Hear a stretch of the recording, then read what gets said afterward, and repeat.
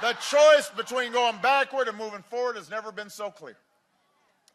But now that we're 18 days out from the election, Mr. Severely Conservative wants you to think he was severely kidding about everything he said over the last year. He told folks he was the ideal candidate for the Tea Party. Now suddenly he's saying, what, who, me? He's forgetting what his own positions are, and he's betting that you will too. I mean, he's changing up so much and backtracking and sidestepping. We've got to name this condition that he's going through. I think it's called Romnesia. That's what it's called. I think that's what he's going through.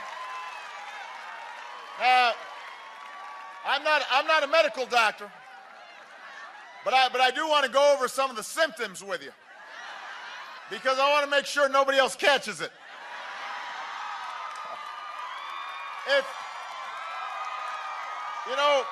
If you say you're for equal pay for equal work, but you keep refusing to say whether or not you'd sign a bill that protects equal pay for equal work, you might have Romnesia. If you say women should have access to contraceptive care, but you support legislation that would let your employer deny you contraceptive care, you might have a case of Romnesia. If you say you'll protect a woman's right to choose, but you stand up at a primary debate and said that you'd be delighted to sign a law outlawing that right to choose in all cases, man, you've definitely got Romnesia.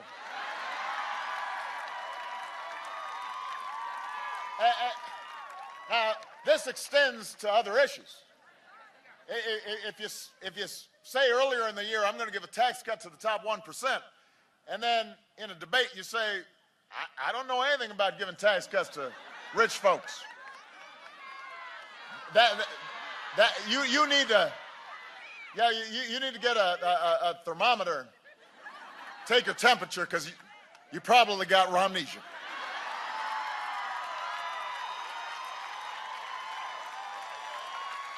If you say that you're a champion of the coal industry, while you were governor, you stood in front of a coal plant and said, this plant will kill you. That's some Romnesia.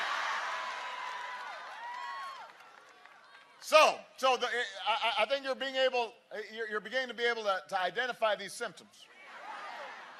And if you come down with a case of Romnesia, and you can't seem to remember the policies that are still on your website or the promises you've made over the 6 years you've been running for president, here's the good news. Obamacare covers pre-existing conditions.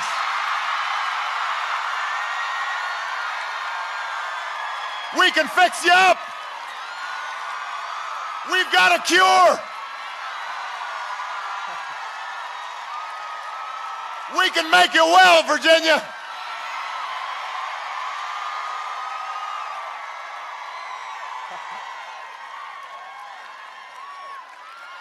This is a curable disease.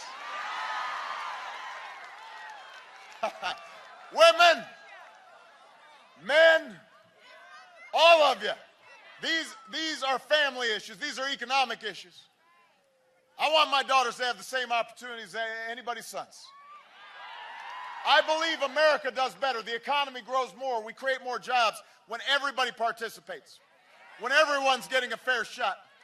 Everybody's getting a fair shake. Everybody's playing by the same rules. Everybody's doing their fair share. That's why I'm running for a second term for President of the United States. I need you to help me finish the job.